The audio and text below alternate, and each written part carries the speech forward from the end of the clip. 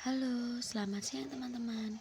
Perkenalkan, nama saya Rusnia Tripastikasari NIM 20 2019 056 dan teman saya Tristia Aranggani NIM 20 2019 014. Nah, kita di sini akan mengulik buku ketiga Euclid membahas tentang lingkaran dan definisi pada buku ketiga terdiri dari 11 definisi dan 37 proposisi.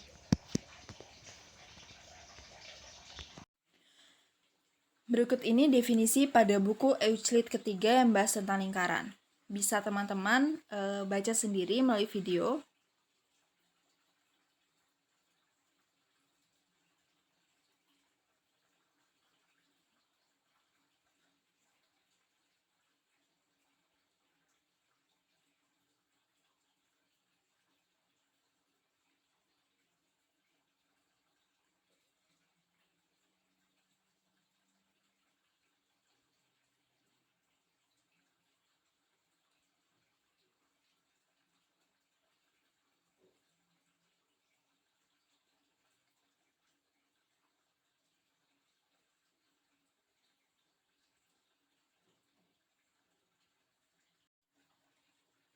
Teman-teman, sekarang kita akan melakukan pembuktian preposisi 1 buku Euclid 3, yaitu untuk menemukan pusat lingkaran tertentu.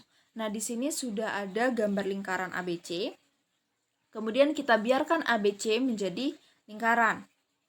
Kemudian kita tarik garis lurus sembarang di lingkaran ABC. Kita berikan nama garis itu adalah garis AB. Kemudian, bagi garis AB menjadi dua bagian sama panjang, kemudian beri titik D di tengah-tengahnya. Setelah itu, tarik garis lurus dari D ke C dan dari D ke E, membentuk garis CE. Kemudian garis CE ini kita bagi menjadi dua bagian sama panjang dan berikan nama titik tersebut titik F. Nah, kita asumsikan bahwa F ini adalah pusat lingkaran dari ABC. Nah, selanjutnya kita akan membuktikan apakah benar F adalah pusat lingkaran dari ABC. Kita masuk pembuktiannya, teman-teman. Yang pertama, kita misalkan bahwa G adalah pusat dari lingkaran ABC. Sehingga kita punya apa? Kita punya GA, kita punya GB, dan kita punya GD. Di sini kita punya dua segitiga, yaitu segitiga GAD dan segitiga GBD. Kita akan bandingkan kedua segitiga tersebut, sehingga GA equals dengan GB, AD equals dengan DB, dan GD pada segitiga GDA equals dengan GD pada segitiga GDB. Sehingga kita punya tiga sisi yang equals dengan sisi, kita punya tiga sisi pada segitiga GAD yang equals dengan ketiga sisi pada segitiga GBD. Oke, berarti GA equals dengan GB, GD pada segitiga GDA equals dengan GD pada segitiga GDB, kemudian AD equals dengan DB. Berarti sisi. Nah, kita masuk ke alasan proposisi 8 pada buku Euclid 1. Jika dua segitiga memiliki dua sisi yang masing-masing sama dengan dua sisi, dan alasnya sama dengan alasnya, maka mereka juga memiliki sudut yang sama besar yang dibatasi oleh garis lurus yang sama. Sehingga kita bisa menyimpulkan bahwa GDB equals dengan ADG. Berarti BDG equals dengan ADG atau GDB equals dengan ADG. Sama aja ya teman-teman, yang pasti sudut di D ini, D pada ADG equals dengan sudut D yang punyanya BDG.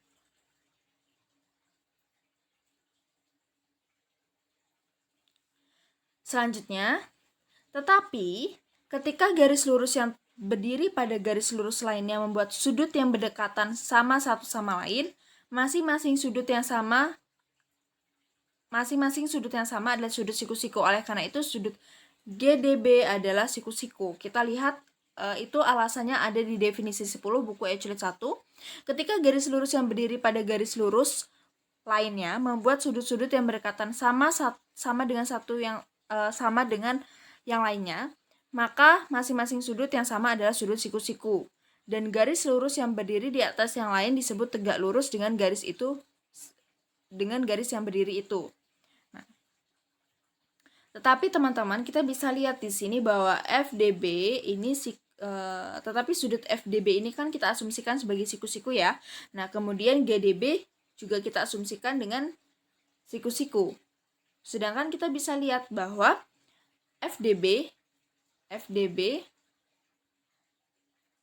dengan GDB ini sudutnya berbeda. Sudutnya lebih besar punyanya FDB dibanding dengan GDB. Sehingga kita tidak bisa katakan bahwa FDB sama dengan FDB, berarti ditolak atau tidak terbukti bahwa G ini adalah pusat lingkaran ABC. Karena tidak terbukti bahwa G ini merupakan pusat dari lingkaran ABC, maka si F ini yang merupakan pusat dari lingkaran ABC, sesuai dengan pembuktian yang pertama. Yang ini teman-teman, F adalah pusat lingkaran dari ABC, berarti terbukti. Sekian video dari kami. Terima kasih banyak teman-teman, semoga membantu.